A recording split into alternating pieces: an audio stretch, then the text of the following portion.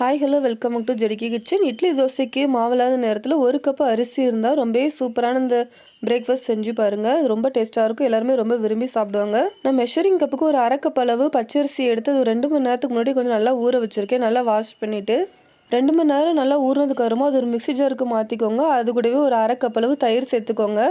தயிர் சேர்த்துட்டு நல்லா ஃபைனாக அரைச்சி எடுத்துக்கோங்க. நான் இந்தளவுக்கு நல்லா ஃபைனாக அரைச்சி எடுத்துகிட்டேன். அரைச்சதை நம்ம ஒரு பவுலுக்கு மாற்றிக்கலாம்.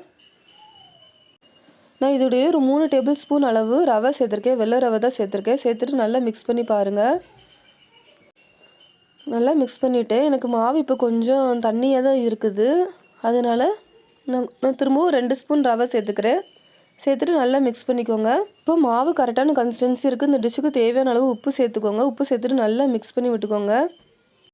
ஒரு பேனில் கொஞ்சமாக எண்ணெய் ஊற்றிக்கோங்க. எண்ணெய் நல்லா சூடானதுக்கு அப்புறமா கொஞ்சமாக கடுகு, கொஞ்சமாக சீரகம், கொஞ்சமாக சின்ன துண்டு இஞ்சி இந்த மாதிரி கட் பண்ணி சேர்த்துருக்குறேன். நீங்கள் ஒரு பச்சை மிளகாய் கூட கட் பண்ணி சேர்க்குறதுனா சேர்க்கலாம். கொஞ்சமாக கொத்தமல்லி இந்த மாதிரி கட் பண்ணி சேர்த்துக்கோங்க. லைட்டாக வதங்கினதுக்கப்புறமா அதை மாவு கூட ஆட் பண்ணிக்கோங்க. நல்லா மிக்ஸ் பண்ணி விட்டுக்கோங்க. நீங்கள் விருப்பப்பட்டால் ஒரு பிஞ்சு மட்டும் ஆப்ப சோடா ஆட் பண்ணுறதுனா பண்ணிக்கலாம். நான் இன்றைக்கி பண்ணலை. ஆனால் பண்ணோம்னா இன்னும் நல்லாவே சாஃப்டாக கிடைக்கும். இந்த மாதிரி ஒரு பவுல் எடுத்துக்கிறேன். அதில் லைட்டாக எண்ணெய் தடவிட்டு இந்த மாதிரி மாவை ஊற்றிக்கிறேன்.